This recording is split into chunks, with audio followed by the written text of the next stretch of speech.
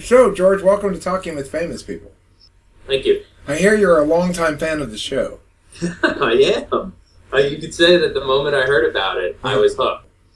It was about 11 a.m. this morning. Talking with famous people. I would like to hear the story of how you met your wife.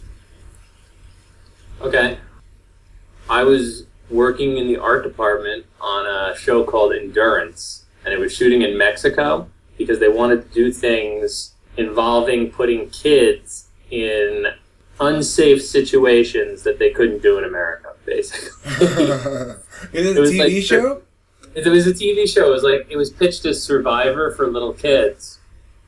So they were like, well, we want to float this giant temple made of styrofoam 200 feet off the shore. Uh-huh. And the only way they could do that was go to Mexico, hire a crew from Guadalajara. So she was the production coordinator on that, and I was the art assistant, and she was dating someone else. She was dating a friend of mine in the art department. Was she dating the artist to whom you were an assistant? Yes. Wow, you stole your supervisor's woman. Yeah, pretty much. Yeah, because he was only there for the build, then he went away. I was there the whole run of the show, so we got it talking. Right. And then I didn't see her for a year, and we met on another show, and we were both single. During this first meetup, nothing physical happened, right? Nothing physical happened. In fact, I would say, and I've said this to her, she seemed unattainable to me. But did you like her? Did you have a crush on her? I liked her a lot. But she seemed out of my league, and probably because she seemed grown up. She was a year older than me, but she seemed like she had it all together, and I was going out drinking till 3 in the morning and waking up for 6 a.m. call times, and she was not doing any of that. Talking. You separated from her for a year. You talked. You made a brief initial contact, and then you re-met her again a year later. And tell us about that. I was on another TV show. It was a reality show, one of those 10 guys vying for the love of one girl, and then vice versa. They did one season one way and one season the other way. And she was, again, the production coordinator, and I was in the art department. She was responsible over entire aspects of all the production, and I was still the guy who made sure the curtains were steamed. Right. And stuff like that. Well, that's because her spare time, she was doing things like advancing her career while you were drinking. I didn't work that entire year. I mean, that was it wasn't oh, we finally met together after not seeing each other for a bunch of jobs. It was hey, we're finally letting you back in, back in with this company. Uh-huh. And first day I show up, there's Alison. So this time you're both single. Not exactly. Bum bum bum bum bum bum. I was not exactly single. Kind of. I was dating this girl who lived in Arizona who I met at a Dave Matthews Band concert. George, you just lost about this much respect for me. You went to a Dave Matthews Band concert. I'm never going to be able to unhear that. I've been to 40 Dave Matthews Band concerts. I get a chunk of my 20s. I was egotistical and thought if you don't understand, I felt like this was the. You mean you were doing what I'm doing right now? Pretty much, yeah. I was doing that to everybody else. Right. I was this is the new Grateful Dead, and I am following Dave to the ends of the earth. That's me, my crazy friend Shannon, and my other alcoholic friend, and we're just going, and we're camping outside his hotel room, and maybe he'll give us a thumbs up out the bus window. I don't know. Yeah, well, that would be exciting. A thumbs up from Dave Matthews? Would have made my day. Never happened, though. Right, I'm sorry to hear that, George. Maybe someday, on a special occasion, I'll contact Dave and see if he can play a special show for you. He's a famous person. He's a well-known celebrity. He is not a famous person. If he does come on the show, though, I promise him, if he's listening to this right now, that I will not be condescending and a dick about the fact that I don't really like his music. It's pretty big of you.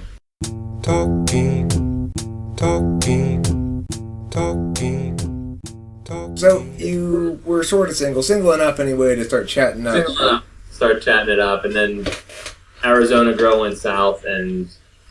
So did you ask her out? Did you say, would you like to go on a date with me? We just we started making out in the production office. It was after hours. We weren't on the clock. And I would say actually, I started living with her pretty much that night. My actions dictated that this is one of those times in George's life when he needs to move on. Right. Like, I need to find a new safe haven. George and I have a shared history of problem with alcohol. I think it's fair to say that, yeah? That is absolutely fair. Yeah.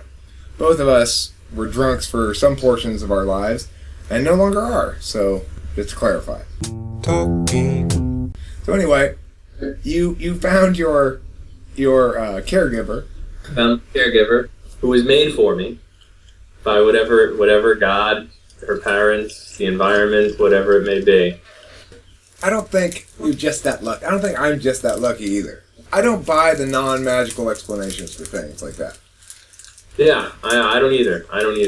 It's too convenient. It was just too... And that's not to, delete the aspects of compassion and this is a person that I cherished, but there's some hardcore diseased thinking in that as well, in which you're going, well, this is kind of a way in which I can get mine. But see, you're not really thinking that, are you? No, you're not thinking that. It's not you're a conscious... Not. No. You really are a good person, and you really love this woman, and you really are. That's what makes it so magical. Like, starving Africans will disagree with this entirely, but my theory is that in order to undergo non-random suffering, you have to do immoral things. And that as long as you're a moral person, the universe will continue to provide you outs until you die. There's no out from that. You don't get to live forever. But other than that, I think it provides you outs. Yeah, that's pretty good. I like that. It's not so much what I live my life on these days, of course, but you're right in that it's sort of, for me, I think it was just good enough. I was always just good enough where I wasn't an abusive dick. I cared, I cared. I had a level of love for the people in my life that kept them in my life. Trying, sort of, at least trying. Yeah. I think that's when it gets worse, from their point of view, like, what the hell happened here? They know that person in there, that person that they laughed with, because, sometimes I need to be reminded all the times before I got sober weren't bad times. Alison needs to go, hey, when we lived together on Jasmine Avenue, we had a lot of fun, man. Like, we had a great time. When I think of my honeymoon, I think of George drunk all the time, and I need to be reminded of but you know what? We went swimming with sharks. We took hikes to places. We did things we will never do again in our life, and we did them together, and we loved them.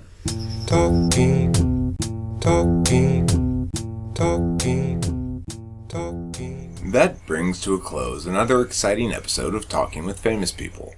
Tonight, I, your host Eric, spoke with famous person George Riccardella or something like that.